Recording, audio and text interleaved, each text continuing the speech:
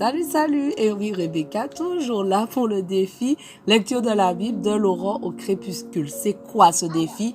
On lit la Bible. Oui, mon fils est là avec moi, hein, donc on va entendre un peu de chant, de paroles, mais voilà.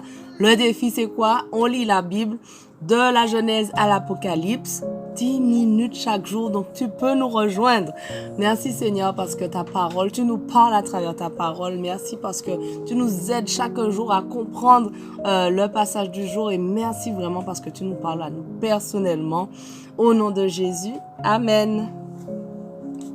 Alors, on continue. Josué 16, verset 8. De ta poids, elle allait... Alors, lisez un petit peu de versets, des chapitres juste avant pour vous mettre dans le contexte, ok? Pour savoir de quoi ça parle. Donc, de Tapua, elle allait vers l'ouest au torrent de Cana pour rejoindre la mer. Tel fut le patrimoine des familles de la tribu d'Éphraïm, avec les villes et les villages qui en dépendent et qui leur furent réservés dans le territoire de la tribu de Manassé. Les gens d'Éphraïm ne dépossédèrent pas les Cananéens établis à Gézer. Ceux-ci continuèrent à vivre au milieu des gens d'Éphraïm qui leur imposèrent des corvées. Ils y demeurent encore aujourd'hui. Josué 17. Puis, le tirage au sort attribua un patrimoine à la tribu de Manassé, fils premier-né de Joseph, Makir, le fils aîné de Manassé, le père de Galaad, qui fut un vaillant guerrier, avait déjà reçu les régions de Galaad et du Basan. Les autres descendants de Manassé, c'est-à-dire ceux d'Abiézer, de Élec, d'Asriel, de Sichem, de Épher et de Shemida, les fils de Manassé, fils de Joseph, reçurent aussi une part pour leur famille. Tsélophad, descendant de Manassé par Makir, Galaad et Épher, n'eut pas de fils, il n'eut que des filles qui s'appelaient Mala, Noa, Ogla, Milka et Tirtsa. Elles allèrent trouver le prêtre Éléazar, Josué, fils de Nun, et les responsables du peuple. Elles leur dirent, « L'Éternel a ordonné à Moïse de nous donner un patrimoine comme aux hommes de notre tribu. » On leur attribua donc un patrimoine comme aux frères de leur père, conformément à l'ordre de l'Éternel. La tribu de Manassé reçut par conséquent 10 parts, sans compter les régions de Galaad et du Basan, situées à l'est du Jourdain. En effet, des descendantes de Manassé reçurent une propriété, tout comme les hommes de cette tribu, et le pays de Galaad appartint aux autres descendants de Manassé. Le territoire de Manassé s'étendait d'Azer à Mikmétat, en face de Sichem, puis leurs frontières descendaient vers Yamin, chez les habitants d'Ain Tapua. Le territoire de Tapua appartenait à Manassé, mais la ville elle-même, située à la limite de Manassé, était aux descendants d'Éphraïm. Ensuite, la frontière s'étendait au torrent de Cana qu'elle rejoignait sur la rive sud. Les villes de cette région enclavée parmi celles de Manassé étaient à Éphraïm. La frontière de Manassé passait au nord du torrent et débouchait sur la mer. Ainsi, le territoire d'Éphraïm s'étendait vers le sud, celui de Manassé vers le nord. La mer servait de frontière à l'ouest. Du côté nord, il touchait à Azer, du côté est et à Issachar. Manassé reçut encore plusieurs villes dans les territoires d'Azer et d'Issachar, Beth-Shean et les villes qui en dépendent, Yibléam et les villes qui en dépendent, ainsi que Dor, Ain, Dor, Tanak, Megiddo avec leurs habitants et les villes qui en dépendent, c'est-à-dire 3 contrées. Cependant, les gens de Manassé ne réussirent pas à déposséder les habitants de ces villes et les Cananéens se maintinrent dans le pays.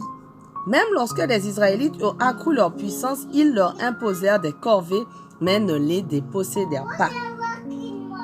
Ok, Manu. Les descendants de Joseph vinrent se plaindre à Josué en disant, « Pourquoi nous as-tu attribué par le sort seulement une part du pays, alors que l'Éternel nous a tellement bénis jusqu'à présent que nous sommes devenus très nombreux ?» Josué leur répondit, « Si vous êtes tellement nombreux et si la région montagneuse d'Éphraïm ne vous suffit pas, allez donc vous défricher du terrain dans les forêts appartenant aux Phéréziens et aux Réphaïm. » Les fils de Joseph répliquèrent, « Il est vrai que la région montagneuse ne nous suffit pas, mais tous les Cananéens qui habitent dans les plaines de Beth-Séan et des villes voisines, ainsi que ceux de la vallée de Jizréel, possèdent des chars de fer pour combattre. » Alors Josué dit aux gens d'Éphraïm et de Manassé, descendants de Joseph, Vous êtes un peuple nombreux et fort. Vous ne serez pas réduits à un lot unique. Vous posséderez toute la région montagneuse couverte de forêts. Vous la défricherez et vous l'occuperez jusqu'à ses limites extrêmes. Vous en déposséderez les Cananéens malgré leurs chars de fer et malgré leur puissance. Josué 18. Toute la communauté des Israélites se réunit à Silo. Ils y dressèrent la tente de la rencontre, car tout le pays était soumis devant eux. Mais il restait parmi les Israélites 7 tribus qui n'avaient pas encore pris possession de leur patrimoine. Josué dit alors aux Israélites, « Pendant combien de temps encore négligerez-vous d'aller prendre possession du pays que l'Éternel, le Dieu de vos ancêtres, vous a donné?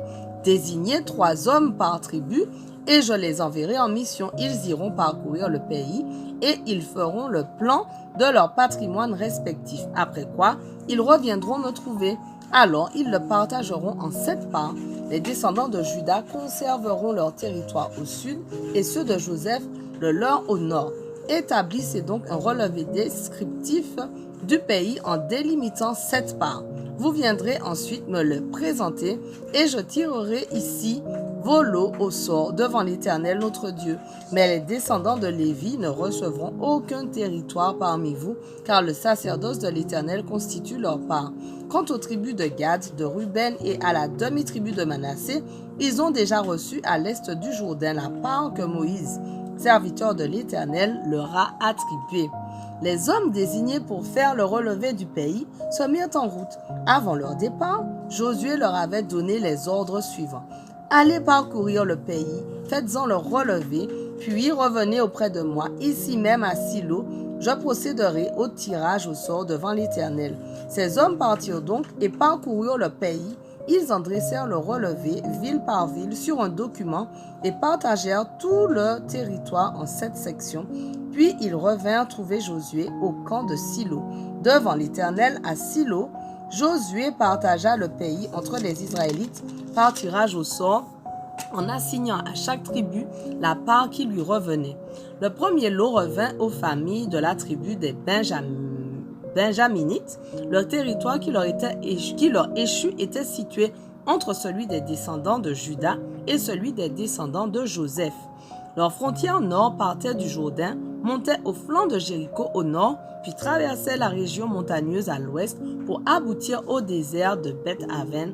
De là, elle gagnait Luz, appelée aujourd'hui Bethel, qu'elle contournait sur le flanc sud, puis elle descendait à Ataroth-Adar, par-dessus la montagne située au-dessus de Beth-Horon, la basse. Ensuite, depuis cette montagne, elle s'infléchissait du côté de l'ouest et tournait vers le sud pour aboutir à Kiryat-Baal, devenue Kiryat-Yerim, ville de la tribu de Juda. Voilà où passait la frontière du côté ouest. La frontière méridionale partait de Kiryat-Yerim, allait vers l'ouest en direction de la source des eaux de Nephtoa, d'où elle descendait au pied de la montagne qui domine la vallée de Ben Hinnom, au nord de la vallée des Réphaïm. Elle descendait la vallée de Hinnom sur le versant sud de la colline des Yébousiens jusqu'à Ein Rogel. Alors elle tournait vers le nord pour aboutir à En Shemesh, puis vers Gelilot, en face de la montée d'Adoumim. De là, elle descendait vers la pierre dite de Bohan, du nom d'un des fils de Ruben. Elle passait par le versant nord de la montagne qui domine la vallée du Jourdain et descendait dans cette vallée. Elle continuait sur le flanc nord de Beth-Olgla et aboutissait à la pointe nord de la mer Morte vers l'embouchure du Jourdain. Voilà où passait leur frontière méridionale. Le Jourdain constituait la frontière du côté est. Telles furent les frontières du territoire attribué aux familles des Benjaminites. Voici les villes attribuées aux familles de la tribu de Benjamin. Jéricho, Beth-Ogla, Emek-Ketzit, Beth-Araba, Tsemaraïm, Bethel, Avim, Para, Ophra, Képha, Ammonaï, Opni et Geba, soit 12 villes et leurs villages. On va s'arrêter ici. Notre passage du jour donc touche à sa fin, mais on continue dès demain. On ne lâche rien. Allez, sois bénis.